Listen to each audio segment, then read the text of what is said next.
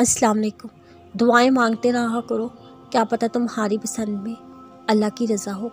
जब तुम अल्लाह से इतने यकीन से मांगो कि नामुमकिन चीज़ भी मुमकिन लगे, जब तुम्हें तहज्जुद के सजदे की तौफीक मिले, जब तुम आजमाइश से गुजर रहे हो और सब्र की इंतहा हो। कोई भी आजमाइश खाली हाथ नहीं जाती, कभी टल जाती है, कभी सिला दे जाती है, कभी अल्लाह के हाँ मकबूलियत दे जाती है, कभी दुआ मांगने का सलीका सिखा जाती है।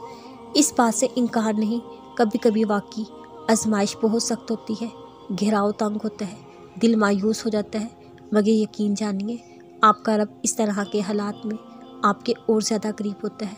उसको इल्म होता है, उसके बंदे को ज़रूरत है उसकी बस अपने मसले अल्लाह को बताने की और फिर मुतमिन रहने की आदत डालें।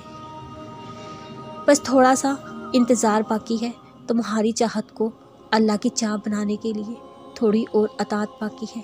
जिस आजमाइश के लिए अल्लाह ने तुम्हें चुना है उसका इनाम बाकी है।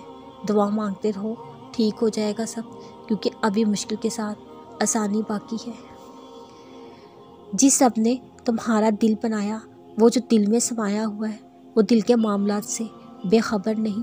जो तड़प तुम्हें सजदों तक ले आई, क्या तुम्हें अब भी उस दुआ की कबूलियत पे यकीन नहीं? जिस चीज़ को तुम अच्छा समझते हो उसी में खैर हो, ये ज़रूरी तो नहीं। क्यों खौफज़दा हो नसीब और मुस्तकबिल से इतना? क्या तुम्हें अल्लाह के मंसूबे पर कामिल यकीन नहीं?